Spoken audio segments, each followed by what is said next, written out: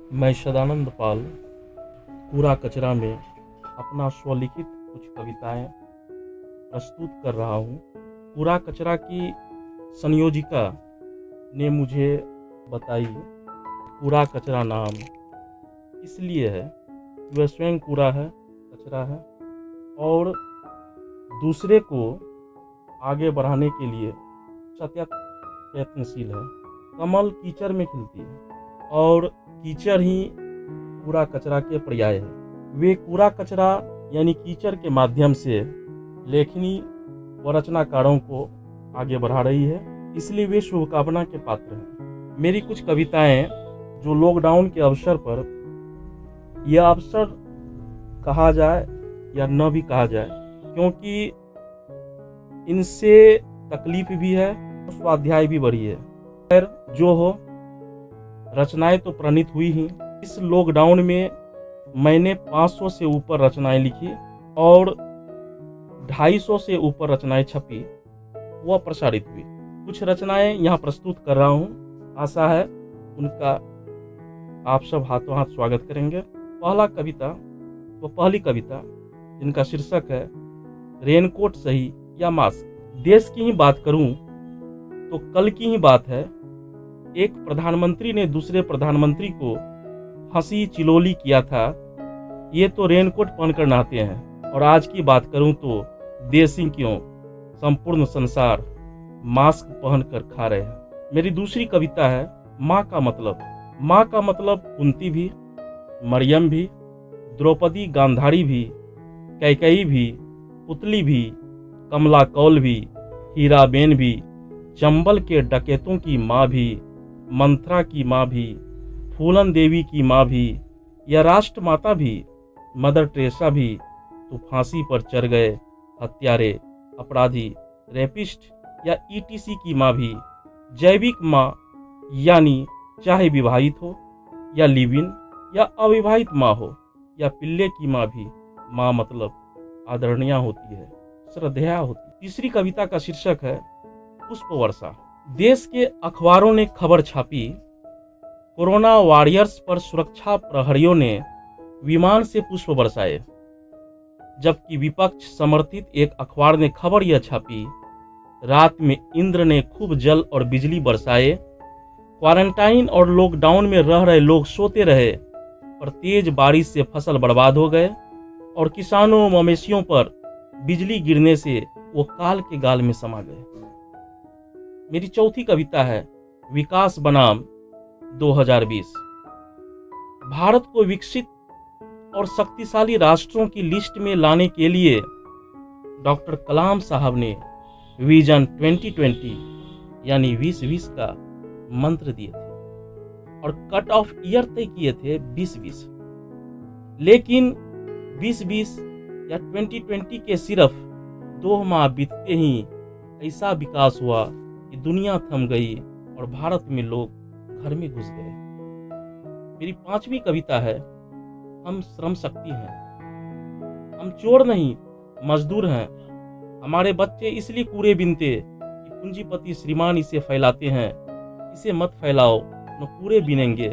हमारे बच्चे भी मेधावी है, उन्हें भी सिटी मॉन्टेसरी में भेजकर देखो, तुम्हारे बच्चे से आगे निकल जाएंगे।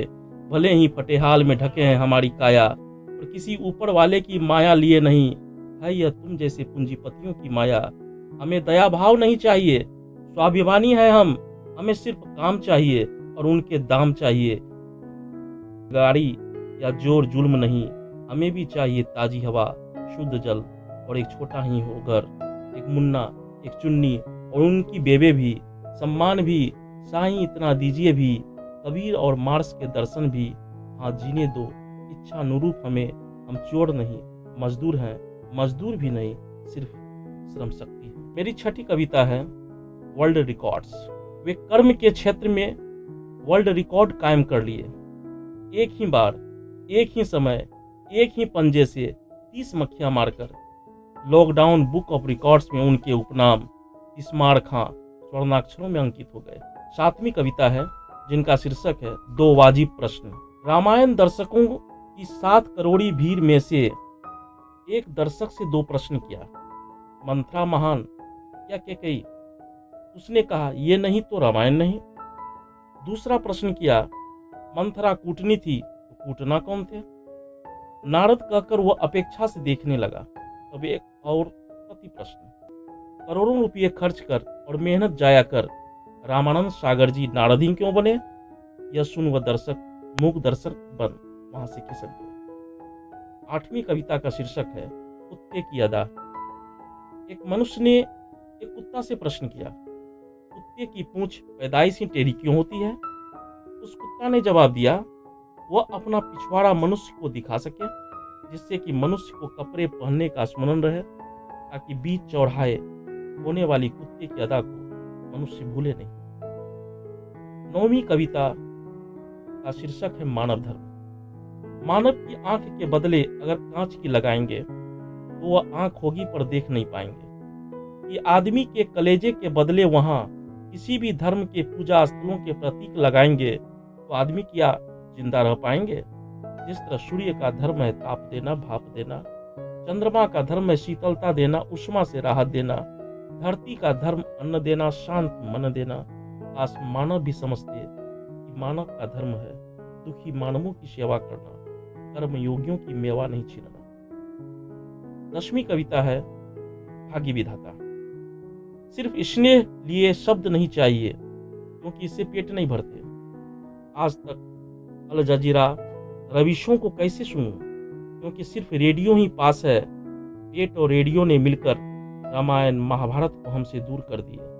अखबारों ने दगा दिए तो नागार्जुन जैसों ने अकाल के बाद की कविता रच दिए। अब तो हमारे पास देने को सचमुच में कुछ नहीं है, लेने को मन करता है पर स्वाभिमान धमकाते हैं पल पल। सरकार सिर्फ कामातुर स्त्री की भांति है जो फंसाना जानती है, तो फिर हमें एक स्लेट खड़िया दे दो ताकि स्वयं भाग्य लिखूं और मिटाते जाऊं। 11वीं कविता है करप्ट जुग। यह शीर्षक है कविता का। ये अहंकार शब्द और अहंकारी लोग सनकी और जिद्दी क्यों होते हैं? ये अहंकार शब्द और अहंकारी लोग सनकी और जिद्दी क्यों होते हैं? तभी तो हम शून्य के आविष्कार के बाद खोज के नाम पर अब तक शून्य पर ही अटके हैं। त्रेता में खरदूषण थे पर अब तो यहाँ सिर्फ व सिर्फ प्रदूषण है। हवा पानी भी फ्री में नहीं और बह रही यहाँ प्लास्टिक की नदी है। यह करप्ट युग है तेरे मेरे सपने का। 21वीं सदी नहीं, 21वीं सदी नहीं। धन्यवाद।